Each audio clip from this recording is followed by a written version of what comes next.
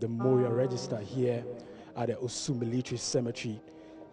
Now she'll be getting closer to inspect the headstones that we have here and also pay her respect to the fallen soldiers, some of them who died in the First and Second World War.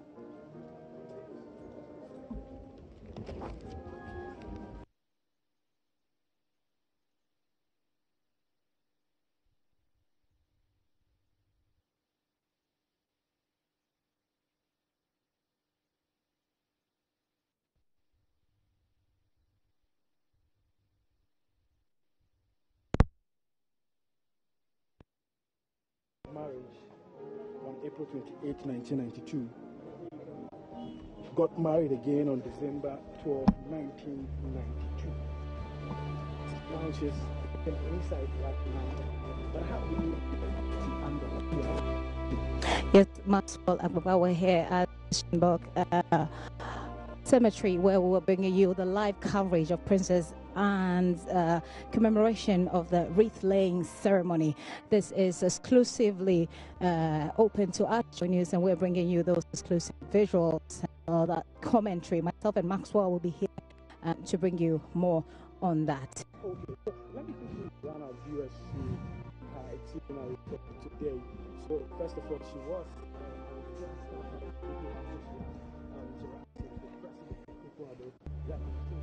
into bilateral relations between Britain and Ghana, and then there she moved straight away to here, to this place, the Christian Military Cemetery. From here she will go to the British Council. From there she will move to the VAT Foundation, the foundation that is using satellite projectors and computers to teach kids in deprived areas.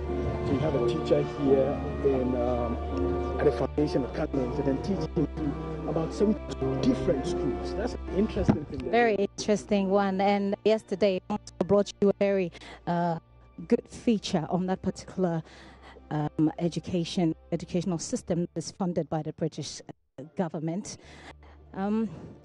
We're not very sure of what the conversation went, kind of conversation went on between President Akufo-Addo and Princess Anne, but of course we expect that it will be about bilateral relations between Ghana. Of course, the United Kingdom and Ghana relations dates way back to centuries, but perhaps there will be a focus on trade, and also you can suspect that there will be more of a gender-based deliberation, because she is passionate about women and children.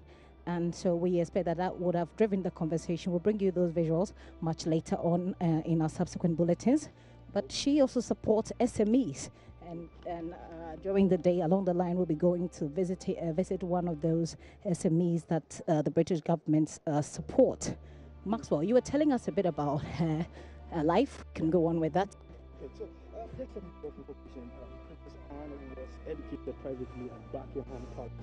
And then later went to boarding school sometime at age 18, we know.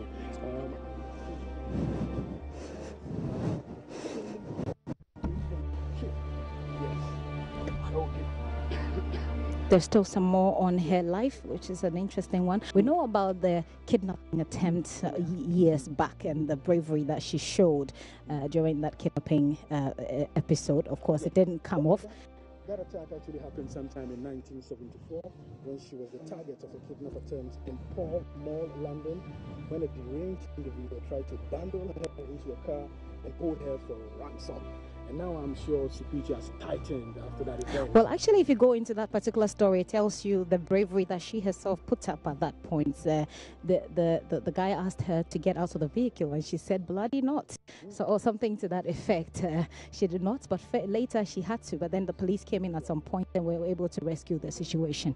Right now, though, she's still here, looking at some of the tombs here, and she will be taken through, given a few details by the Defense Minister, Mr. Nitiwo. Here, we're here at the Christian Book Cemetery, after which we'll be moving to the British Council. Yes, she's still inspecting the headstones. With her, she's sandwiched between the Minister of Defense, Dominic Nitiwo, and then the Chief of Defense Staff, Major General Obed Aqua. Now, very close to Major General Obed Aqua is the High Commissioner, the British High Commissioner the man. John Benjamin. John Benjamin. Right. And very close to him also, it's Lieutenant Colonel Simon Westlake. He's a member of the Royal Marines Commando.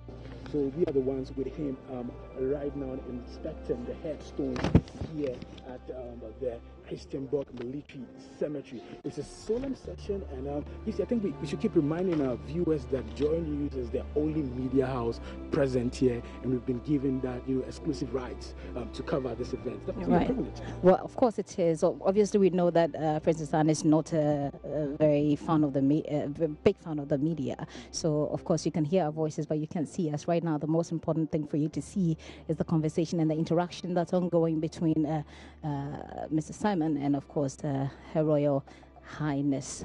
We'll have a bit more about her. We're going to have to move slightly so that she can come through. This is Joy News coming to you live from the Christianburg Cemetery, where Princess Anne is being taken through the cemetery to commemorate the wreath-laying ceremony in honor of those who fought in the First and the Second World War. Of course, it was a fight that the Ghanaians were engaged in on behalf of the British. And so it makes a lot of sense that she pays that tribute once she's here in the country. A couple of things that we'll be doing, if we should run through once again. Let me just mention that also present here we have members of the Veterans Administration Ghana. We have some old veterans present here. And we have some high achievers in the military. Women in defense, they call them. They are also present here. And we have members of the National Cadet Corps. They are also present here with us at the Osu Christian.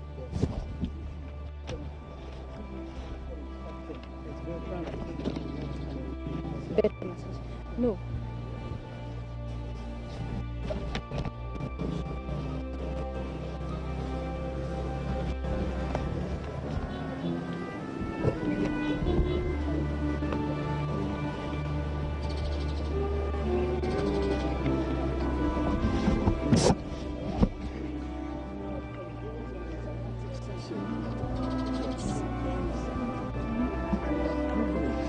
Schools here in Ghana. And of course, through that program, about 72 women have been employed. They've gained employment because they provide snacks for some of the students who are deemed to be needy students, especially girls. And so it's a very good thing. But also, this is a program that reaches a lot of people, but from one place. And that is something that perhaps government can look into extending. But of course, it's a lot of money and a lot of technology, which of course governments can look into and get done. It's a very solemn process here at the Christianburg Castle, the Christianburg Cemetery, military cemetery, where we just returned from the Flagstaff House with Princess Anne, who is engaging with President Akufo-Addo. Like I said, we're not sure exactly what they spoke about, but then we expect that it will be about bilateral relations, a focus on trade, and of course, gender-based deliberation. That's expected because she's passionate about women and children.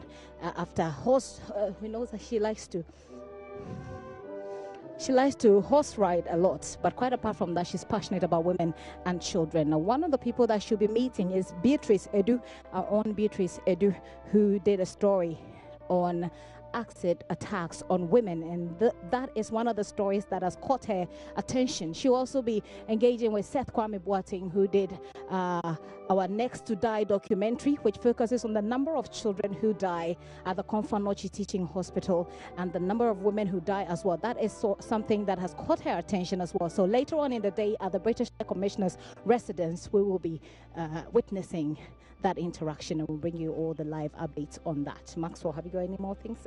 Yes, I think an interesting thing that we need to talk about also, one of the core attributes of Princess Anne, it's about her punctuality. So when she says 8 o'clock, it is 8 o'clock a.m. When she says 10, it's 10 o'clock. There's actually at the talk, even surrounding a wedding, usually tradition, has it, or is a convention that a bride usually will show up at a wedding late, but punctuality matters to her. So in fact, during her wedding, she turned up very early and not late.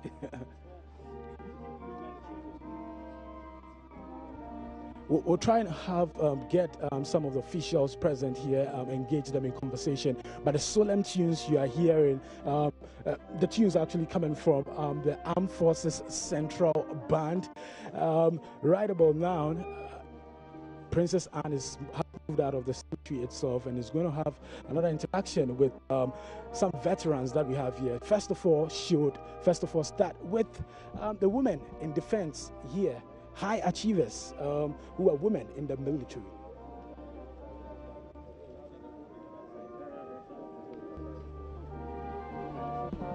Let me quickly run you through the names of the women in defense who are present here. We have Brigadier General Constance Ejieni Afenu. We have Commander Faustina Noche Boache. We have Wing Commander Theodora Agonyo. They are the women in defense, high achievers in the military here. I see, very interesting. Those are the people that we've just mentioned. Those are the people that we've just mentioned in your shots there, interacting with Her Royal Highness.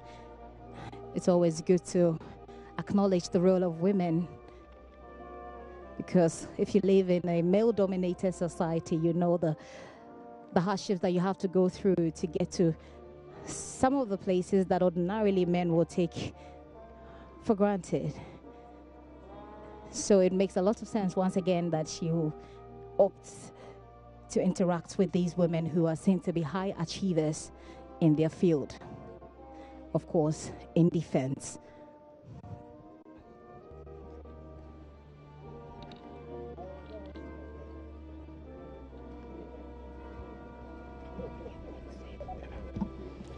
Princess Anne is still interacting with the high achievers in the military.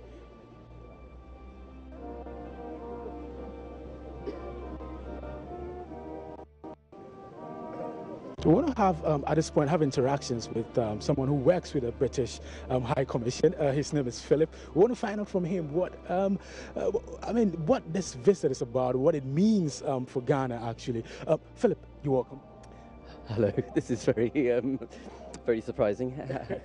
Maybe for the sake of our viewers, you want to tell us your full name and what you do with the British High Commission. Okay, so I basically work for the Foreign and Commonwealth Office. I'm based in London. I'm out here to help see a successful program for Her Royal Highness, the Princess Royal.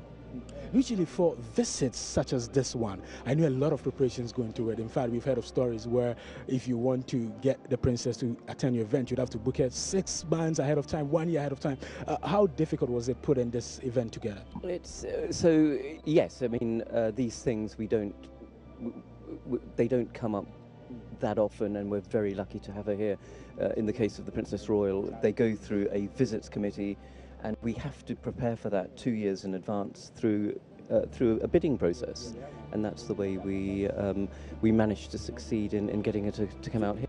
So 2 years in advance? 2 years in advance, yes. Yeah. Tell us, for the ordinary Ghanaian, what is the significance of this visit? What really is the significance of this visit? Princess Anne coming to Ghana. It's all about empowering. Her visit here is to empower women, to empower the community.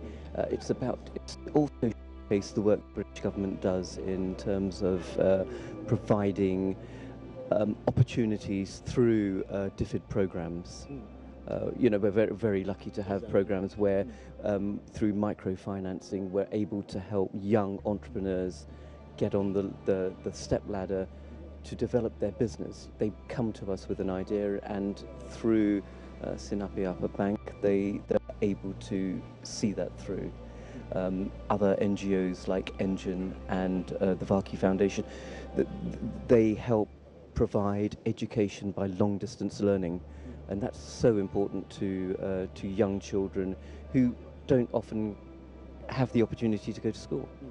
You've worked with her for some time. You've worked with Princess Anne for some time now. Maybe you want to tell us something interesting about Princess Anne, something that we do not know. We know she loves horses. We know that. But maybe you want to tell us some other interesting things also. So, I don't know anything interesting. But you can see from the way she is, she's a very able to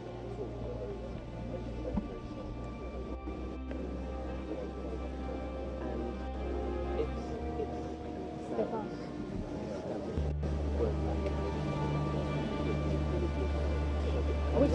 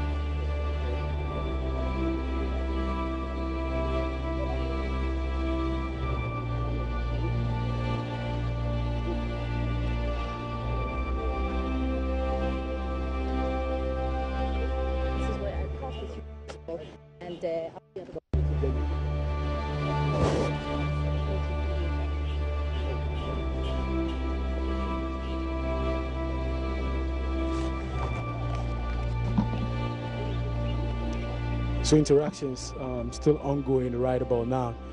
Princess Anne is interacting with an old veteran. It's an interesting story to tell. He's 90 years old.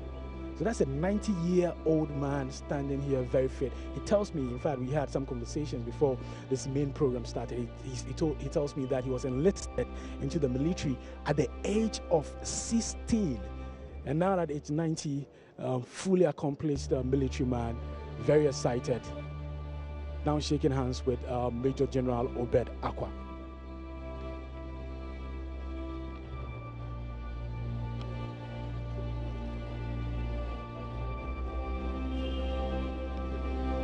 Well, maybe we should continue to give you some bit of information about Princess Anne. So she was born August 15th, 1950 at Clarence House in London.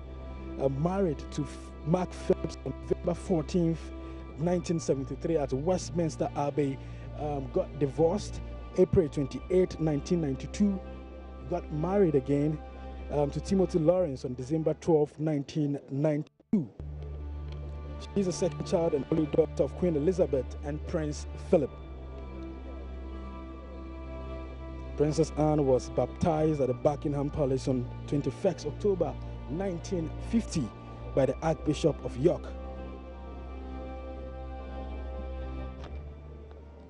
Interaction with the Veterans Administration of Ghana still ongoing. She's still having interactions with the old veteran. Here with the High Commissioner, the British High Commissioner himself, Mr. John Benjamin. So you're welcome to join me. Hello to everybody listening in to Joy. How are you? Be good. How are you doing yourself? Yeah, very good. Just accompanying Her Royal Highness on a program here in Accra today and Kumasi tomorrow. Great. Tell me, what is the purpose of this visit? Well, it represents the huge and long-standing links between Britain and Ghana, with the royal family embodying that link for such a very long time. And the Princess Royal, Her Royal Highness Princess Anne, she has a number of charities she's patron of, which are also active here. And of course she has her own background in the armed forces in the UK, hence her interest in visiting the Commonwealth war graves and meeting veterans and serving members of the Ghana Armed Forces. So it's a very full day. We've just seen the President, saw His Excellency in Flagstaff House. So it's really the embodiment of what UK-Ghana relations mean. You were part of the conversation at the Flagstaff House. You witnessed everything. You were very close to what was happening. Can you briefly tell us what the interaction between Princess Anne and then President Akufo-Addo? Well, necessarily the content of those conversations always remains confidential, but there was a big discussion of the very wide-ranging links between the UK and Ghana, the Princess's own charity work, including here in Ghana, and areas where the UK and Ghana are cooperating, including within the Commonwealth. So it was a very wide-ranging discussion.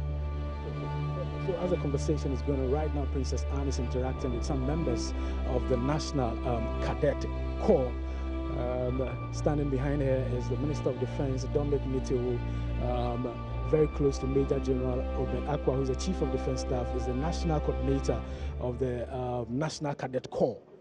I still have here with me the British High Commissioner, Mr. John Benjamin. Now, let's get a bit personal. Maybe not the appropriate place to get personal, but a bit personal. You leave in Ghana in August. Tell me, do you feel fulfilled? Yeah, I'm leaving Ghana in June, actually. Oh, in June, okay. Oh, yeah, very much so. It's been a wonderful chapter in my life, and I have many, many fantastic Ghanaian friends. I've learned a lot from being here. I hope we've pushed UK-Ghana relations a bit further down the track to a higher level. And yeah, I'll be sad to leave. It's just that as diplomats, we're kind of used to that. Our life is divided up into chapters of 3 and 4 years, and it all goes past too quickly, and it all ends too quickly, and then we pack up and move on. But I always look forward rather than backwards, but I'll always retain incredibly fond memories of a very interesting 3 years and the fantastic Ghanaian people. Yeah, interesting 3 years. I'm very happy that you mentioned interesting 3 years. I'm sure you've had a lot of conversations with Ghanaians saying that you are the controversial diplomat. In fact, just some few weeks you fired a tweet about going to a naming ceremony in an unpainted V8. You want to say something about that? In fact, in Chile also, you had, issues tweeting. Well, I don't agree with the word controversial. I'm just open and honest, and I communicate with hundreds, even thousands of ordinary Ghanaians through social media, and I think that's the new form of diplomacy in the 21st century.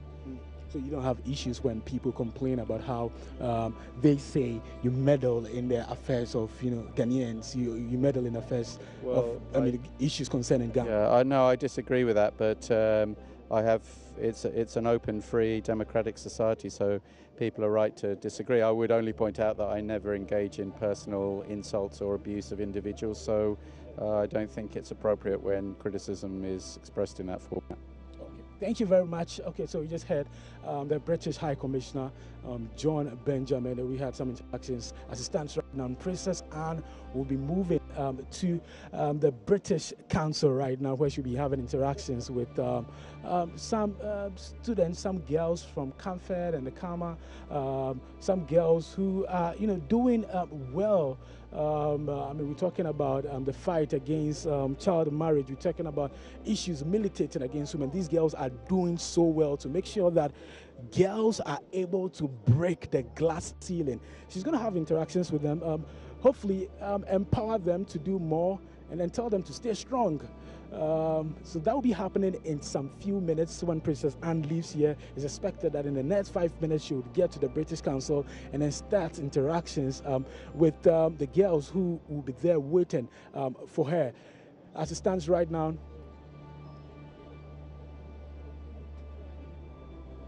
see some interaction going on. I'm actually trying to see if we can eavesdrop on the conversation going on right now.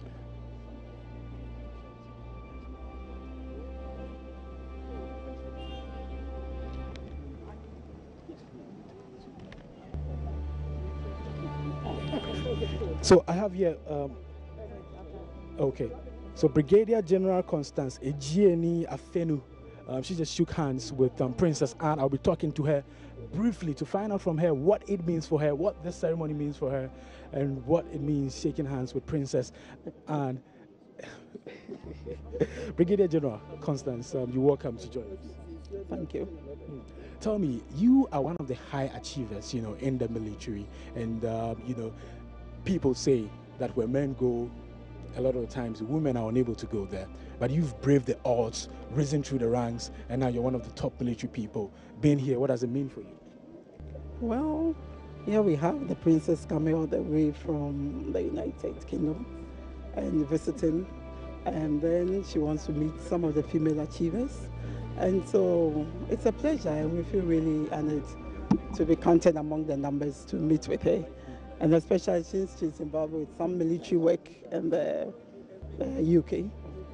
Personally, as a top official in the military and as a woman, tell me, what are some of the challenges you had to deal with, in your formative years in the military? So let me just say that Princess Anne is leaving right now to the British Council. Gifty Ando Apia is standing by. She'll be bringing to you what will be happening there as well. But Brigadier, Major Brigadier, you're making a point. What did you say again? Yes, I was asking about some of the challenges that you had to, deal with in your formative years in the military. Well, I think this is a whole chapter. It has to be another day conversation. About challenges, it has to be another day's conversation. But as you can expect, for a male-dominated institution, there surely will be some challenges. Okay. Thank you very much for speaking with us. Thank you. Okay. So we can still have some more interactions with, okay, so as it stands right now, the Minister of Defense is also leaving the Christiansborg Military Cemetery. Events here, the event that we had here has ended. It's going to continue at the British Council, and then from the British Council, she would move on to the Vaki Foundation. Now, at the Vaki Foundation, Princess Anne will be having interactions, a live interactive session with kids in 72 underprivileged schools in Ghana.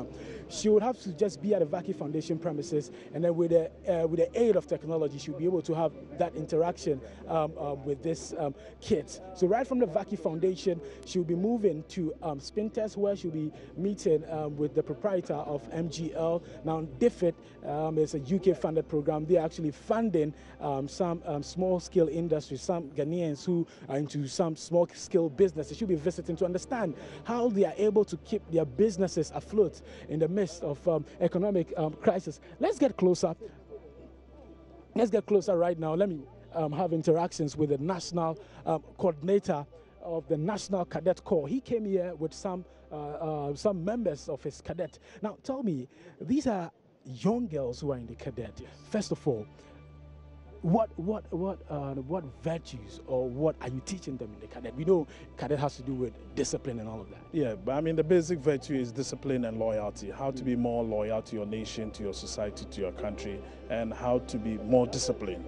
And once we inculcate this spirit of patriotism in them, we believe it will go a long way to build and shaping their moral lives. Great. Now, let me find out from these girls. I'm sure they are very excited to be here today. Let me find out. What's your name? I'm Esther Ifie Safumensa. Esther Ifie. Safumensa. Which school are you coming from? Governor Middle Basic School. Okay, how old are you? I'm 13. Tell me, what does this mean for you? I'm very happy to be here, and then it means for me because I'll be in the force after I finish school. I'll be in the force, so I love it when I'm in the cadet. Okay. Do you say you want to be in the military? Yeah. What is motivating you? I love the way they dress, especially their uniforms. Yeah. And tell me, has cadet changed your life in any way? Yes. How? In which way?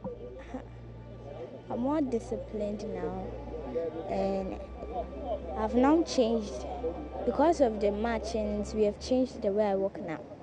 Yeah, I think that's it. Okay, thank you. Now let's get closer. Let's get closer to Lieutenant Colonel Simon Westlake. He is a Royal Marine Commando, and he was part of this visit, part of the preparations. I mean, he contributed partly to Princess Anne's visit to Ghana. As it stands right now, he's having interactions with. Let me get closer to him. Yes, Lieutenant Colonel Simon Westlake. Hello, hello. Tell me, you belong to the Royal Marines Commando. Indeed. What exactly do you do? Well, as a Royal Marines Commando, I'm part of a specialist element within the British Forces. We are the Navy's amphibious troops, specialist amphibious troops. We're also the United Kingdom's specialist mountain and cold weather warfare formation. But we pride ourselves on being able to operate in any environment, at any time, at very short notice. So tell me, what role did you play in Princess Anne's visit to Ghana? Well, today I look at my role as being very much supporting with the largest part of the work here today being done by my Ghanaian counterparts. Today was an occasion for the Princess to commemorate the losses of Commonwealth forces, particularly in the Second World War, with a significant number of Ghanaians and other West Africans that are buried here at the Christiansborg War Cemetery. It's very important to us as the United Kingdom to continue to commemorate the losses that were suffered in both the First and Second World War, and particularly those that come from our fellow Commonwealth countries. So today was a very important occasion in which we could mark those losses, but importantly also to meet with some veterans of that Second World War campaign, but also some of the female achievers within defence, including Ghana's first Brigadier General, including Ghana's first Navy officer, and to also meet some of the cadets. So we very much were able to introduce her to the past, present and future from within Ghana's defence. Tell me, what is your most, you've been serving in the Marines for some time now. Tell me, what's your most cherished, virtue when it comes to, you're a Marine Commando. Yes. Yes, as a Marine Commando, Absolutely. What is your most cherished virtue? Determination. Determination and strength of spirit. And you realise that actually it's the strength of human spirit that if you recognise it and harness it, can get you through almost anything. And that comes down to determination, never giving up. Okay, thank you very much. So you just heard Lieutenant Colonel Simon Westlake telling you that determination is his most cherished virtue, being a Royal Marine Commando. He was part of, he contributed to the preparations here for this event. So as it stands right now, Princess Anne is making her way to the British Council, where she'll be having interaction with some girls there and some workers at the British Council. Our correspondent, Gifty Ando Apia, is also there.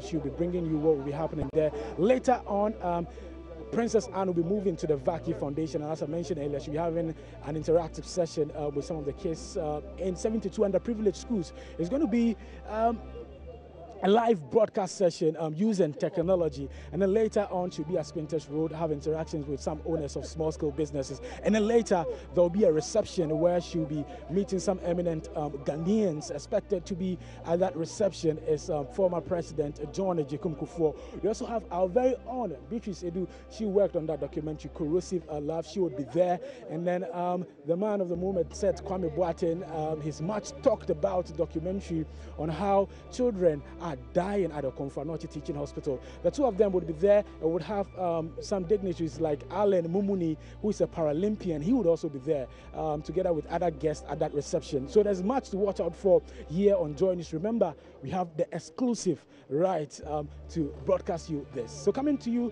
from the Christiansburg War Military Cemetery, Maxwell Agbagba for Joy News.